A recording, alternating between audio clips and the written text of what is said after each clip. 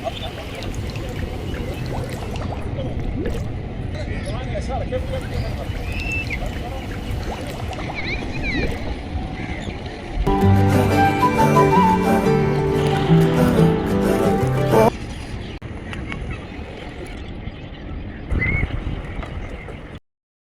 നമ്മൾ വന്നിട്ടുള്ളത് ഷാർജയിലെ അൽമജാസ് വാട്ടർ ഫ്രണ്ടിൻ്റെ ഓപ്പോസിറ്റ് സൈഡിലുള്ള അൽ നൂർ ഐലൻഡിലാണ്. അപ്പോൾ ഒരുപാട് വർഷങ്ങളായിട്ട് ഇവിടെ വരാൻ വേണ്ടി ശ്രമിച്ചിട്ട്, ഇത് മാൻമെയ്ഡ് ഐലൻഡ് ആണെങ്കിൽ തന്നെയും ഇവിടെ വന്നു കഴിഞ്ഞപ്പോഴാണ് ഇതിനെക്കുറിച്ചുള്ള ചരിത്രമൊക്കെ അറിഞ്ഞു കഴിഞ്ഞപ്പോൾ ഇത് നേരത്തെ ചെറിയൊരു ഐലൻഡായിരുന്നു, അതിനൊന്ന് എക്സ്റ്റെൻഡ് ചെയ്തിട്ട് ഫുള്ള് ഇവിടെ ഫോറസ്റ്റൊക്കെ വെച്ച് പിടിപ്പിച്ച് അങ്ങനെ ഒരു ടൂറിസത്തിൻ്റെ ഭാഗമായിട്ട് ഇവർ സെറ്റാക്കിയ സ്ഥലമാണെന്ന് മനസ്സിലായത്.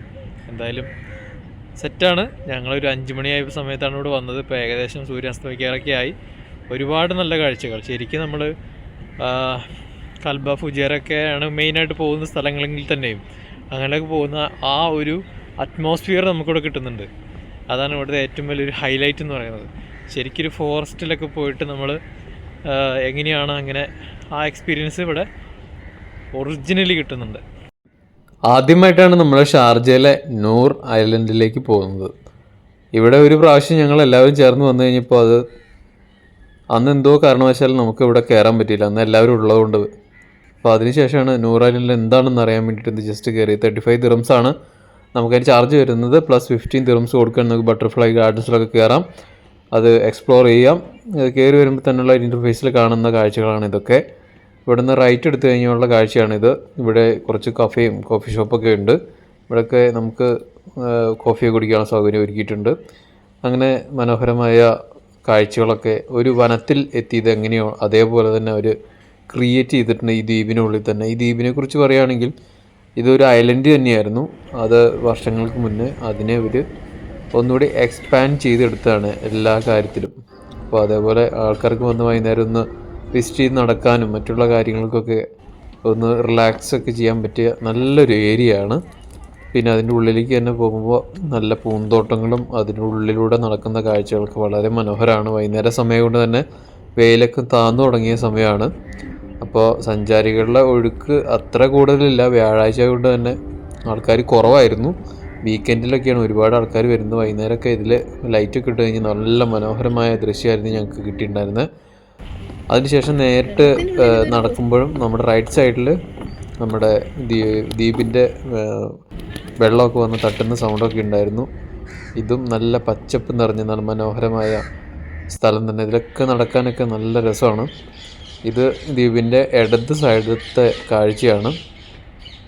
ജസ്റ്റ് ഒരു ഫോട്ടോ ലൊക്കേഷന് വേണ്ടി മാത്രം അവർ വെച്ചിരിക്കുന്ന ഈ സ്പോട്ട് വളരെ മനോഹരമായിട്ട് അവർ സെറ്റ് ചെയ്ത് വെച്ചിട്ടുണ്ട്. കാടും പ്രകൃതി ഭംഗി എങ്ങനെയോ ഫോറസ്റ്റിൽ പോയത് എങ്ങനെയോ അതിനോടനുബന്ധിച്ചുള്ള കാര്യങ്ങളൊക്കെയാണ് ഇവിടെ ചെയ്തു വെച്ചിരിക്കുന്നത്. ഒരുപാട് വൃക്ഷങ്ങളും ആ വൃക്ഷങ്ങളുടെ പേരുകളും അതിൻ്റെ ബൊട്ടാണിക്കൽ നെയിമൊക്കെ കറക്റ്റായിട്ട് അവിടെ എഴുതി ക്ലിയറായിട്ട് വെച്ചിട്ടുണ്ട്. അത് എല്ലാ ചെടികളിലും ഇല്ല, ചില ചെടികൾ മാത്രമേ ഉള്ളൂ.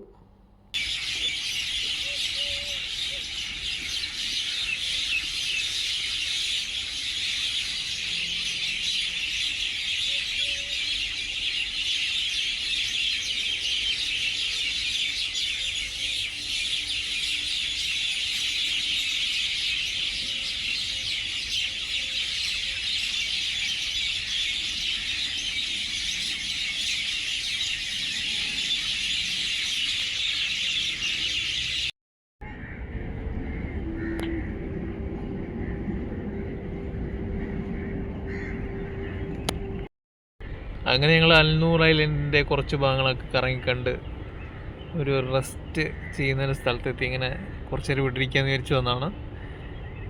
നമ്മൾ വിചാരിച്ച പോലെയല്ല കേട്ടോ. 35 ദിറംസാണ് നമുക്ക് ഇതിനുള്ളിൽ എൻട്രി ഫീ. പക്ഷേ നമുക്കൊരു ഹോൾ ഡേ ഫുള്ള് നമുക്കിവിടെ കറങ്ങാം. ഫുഡൊന്നും അലൗഡല്ല എന്നാണ് പറഞ്ഞിരിക്കുന്നത്. പക്ഷേ ബാഗിലൊക്കെ ഫുഡ് കൊണ്ടുവരാമെന്ന് വിചാരിക്കുന്നു. ഞങ്ങൾ ചായ കൊണ്ടുവരാൻ വേണ്ടി നോക്കിയപ്പോൾ അവർ സമ്മതിച്ചില്ല. ബാഗിലൊക്കെ ഉണ്ട് ഈന്തപ്പനകളൊക്കെ ഒരു നട്ടുവളത്തിണ്ടാക്കിയിരിക്കുന്നത്. ഒരു മാൻമെയ്ഡ് ഐലൻഡ് ആയതുകൊണ്ട് തന്നെ അതിൻ്റേതായിട്ടുള്ള ഇഷ്ടംപോലെ കാര്യങ്ങൾക്ക് ഒരുപാട് ആയിരക്കണക്കിന് സസ്യങ്ങളാണ് ഇവിടെ നട്ടുവളത്തിണ്ടാക്കിയിരിക്കുന്നത്.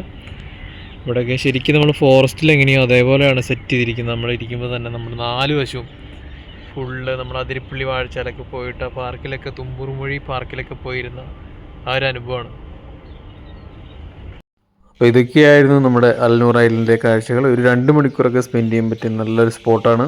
അത് നമുക്ക് സജസ്റ്റ് ചെയ്തിട്ട് വരാം. നമുക്ക് പാർക്കിംഗ് ഇട്ട് 2 മണിക്കൂറൊക്കെ വന്ന് പിള്ളേരൊക്കെ ആയിട്ട് സ്പെൻഡ് ചെയ്യാൻ പറ്റിയ മനോഹരമായ ഷാർജയിലെ നല്ലൊരു ഹിഡൻ സ്പോട്ട്.